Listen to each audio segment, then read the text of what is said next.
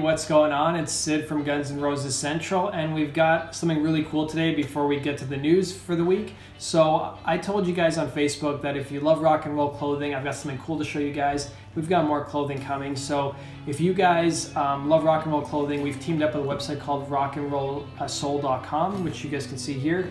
And they were nice enough to actually send me a shirt of what their clothing kind of looks like. They don't really do t-shirts, it's more of dress shirts, but if you like that rock and roll kind of look, I think you guys will really enjoy it. They even have a cool Jimi Hendrix line of shirts on their website. So let's do an unboxing and show you guys what they've sent me. So this is a really cool box that the shirts actually come in. And you know what, normally I throw the box out, but I think I'm actually just gonna keep it and like maybe hang it in my office or something. It's got a very cool look to it. And they sent me one shirt, and so this is the shirt. It's got like, you know, it's got the skulls on it, but it's a really nice dress shirt.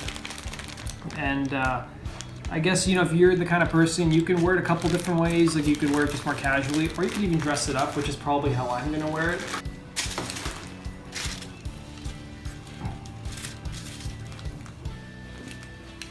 So there's the shirt, guys. They have a bunch of other shirts, and if you guys want to go to rockandrollsoul.com, there's actually a cool promo code we're doing just for GNR Central subscribers. So the promo code is down below in the description box, and the link is as well. So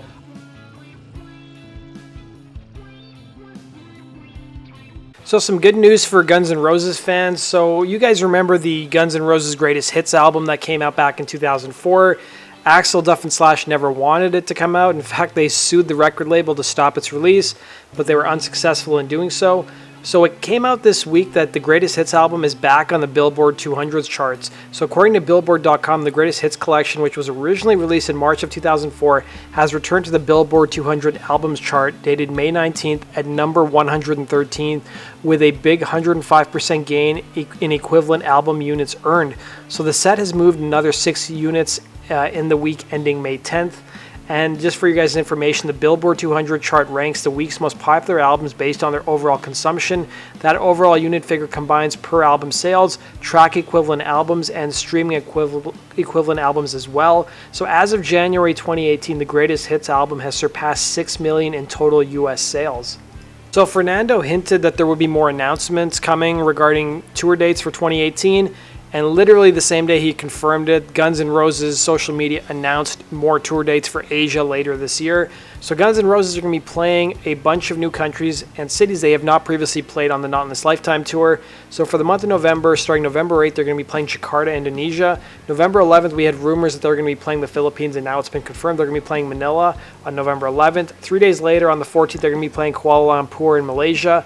Then the 17th, they're going to be in Taipei in Taiwan. And then the 20th and 21st, they're going to be playing Hong Kong. Now, some people are wondering, how can Guns N' Roses play Hong Kong if they've basically been banned from China? At least that's what I've heard, is that, you know, Axl's not allowed to go to China. Well, it turns out Hong Kong operates independently from Chinese rule, and Axl doesn't have to worry about being banned from going to Hong Kong. In fact, I believe he played Hong Kong back in 2002 when, you know, we first started to hear rumblings of what the new album would be called.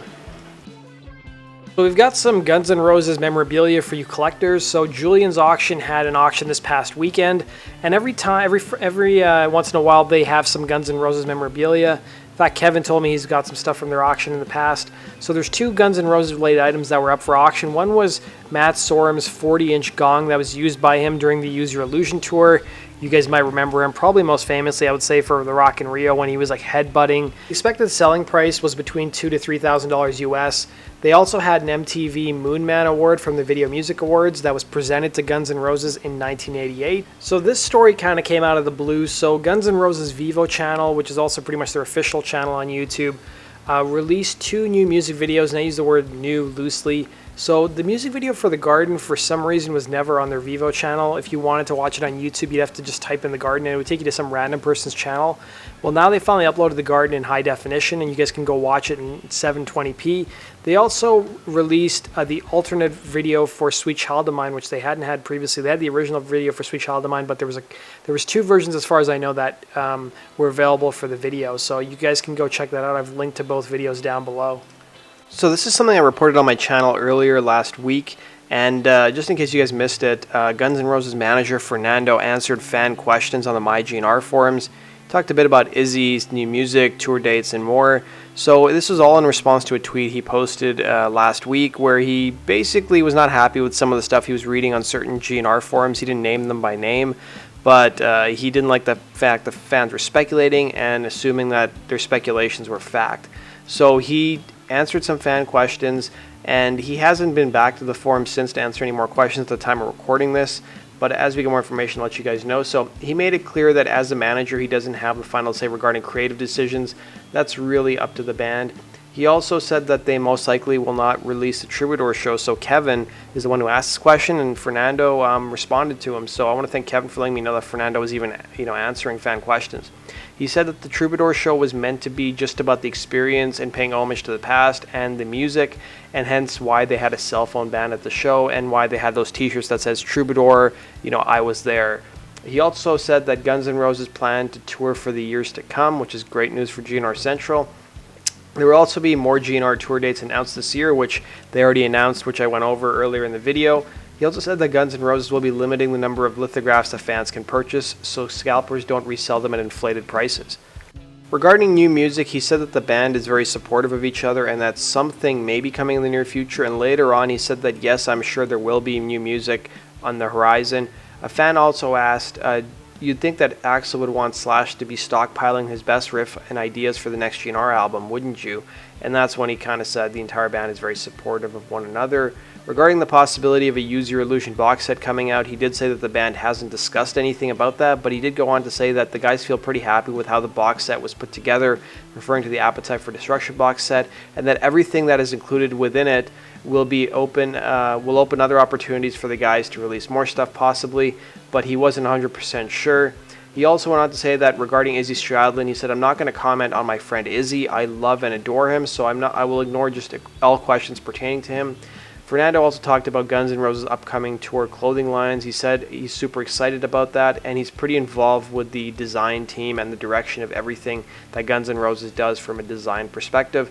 He also apparently does not still get along with Mark Cantor, which is a shame. One fan said that Mark's a good guy, and Fernando responded by saying we can agree to disagree. Fernando was also asked about his thoughts about when Axl asked him to get Slash's number just before they reconciled. He said, back then I thought it was a test, and at the same time as if a heavy weight was lifted off my shoulders. Fernando also confirmed that the toy-sized trucks that he showed on Instagram of the Guns N' Roses tour trucks would be available to the public in the near future. He also confirmed that Shadow of Your Love, the new single that Guns N' Roses released, was not re-recorded, saying it was the original tapes that they remastered. This runs contrary to what Steven Adler said earlier last week, where he thought it was re-recorded, but Slash's girlfriend Megan Hodges also claimed that nothing was re-recorded as well. Fernando also revealed on social media this week his upcoming Euro tour jacket for Guns N' Roses summer tour. So I know from time to time he posts some of the merch, which is pretty cool. It's not clear whether they're going to sell this type or something similar at the merchandise booths. I know when I went to the Edmonton show, they did sell a leather jacket that looked pretty similar, like it was the same style of leather jacket. It was retailing for about $500 Canadian, which is give or take around $400 US, which pretty much is in line with what you would pay for, leather jackets. So speaking of Guns N' Roses' upcoming Europe tour, it looks like rehearsals have already begun for their next leg of the Not in This Lifetime tour. Duff posted this photo from the rehearsal space. Now, some people have pointed out that this rehearsal space is probably Mate's rehearsal studio, where Guns N' Roses did some pre-production work for Use Your Illusion. They also Velvet Revolver was actually using this rehearsal space when they were auditioning singers, and Rush was using this rehearsal space when they were preparing, I think, for their last tour. We've also got another tweet from Matt Sorum. So Matt Sorum liked Duff's post. So some people are speculating, oh, Matt Sorum's going to show up. I don't think there's any proof that he's going to show up. But Matt Sorum posted this on social media. It was an old photo shoot. It was actually his first photo shoot and the announcement of him joining Guns N' Roses from 1990. He said it was shot at A&M Studios while recording Use Your Illusion 1 and 2. It was shot by Robert John, who was Guns N' Roses photographer at the time. Turning now to some Slash news. So Slash is going to be featured in the new Steven Tyler documentary that just came out last week. So there's a new Steven Tyler documentary called Out on a Limb, and it basically chronicles Steven Tyler's last album he made, which was more of a country album. And if you guys watch the trailer, which I've linked to down below, there are some snippets where they interview Slash about Steven Tyler. So I've linked to that down below if you guys want to go check it out. So we've got a couple other snippets of news. So former Guns N' Roses drummer Matt Sorum gave a new interview about his business venture Artbit. He was at the Crypto Summit in LA in late April, early May, where he was one of the keynote speakers, and he's been promoting his new project Artbit, which is supposed to help musicians get paid more fairly. And we also had a short little interview with Steel Panther about Steven Adler, where they said that Steven Adler should be in the Guns N' Roses reunion. Steven Adler also joined Steel Panther on stage, so I'm guessing they must be in Australia at the same time.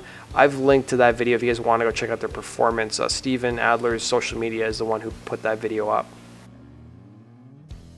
There's also a new interview with Dizzy Reed where he was talking to a German metal podcast, and he talked about how if he went to apply at McDonald's these days, he wouldn't get a job. So he was talking about how, rock and roll is really the only life he's ever known, and that if he didn't really want to have a 9-to-5 job. And he said, I realized at some point, now all I do is work. If you want to stay busy out there and remain relevant, you have to work harder. He said there's a lot of times when, especially at this point in my life, I was wondering why I was doing it still, and there was nothing coming in. You don't really have anything to fall back on. If I went to McDonald's right now to apply for a job, they wouldn't take me. What am I going to do?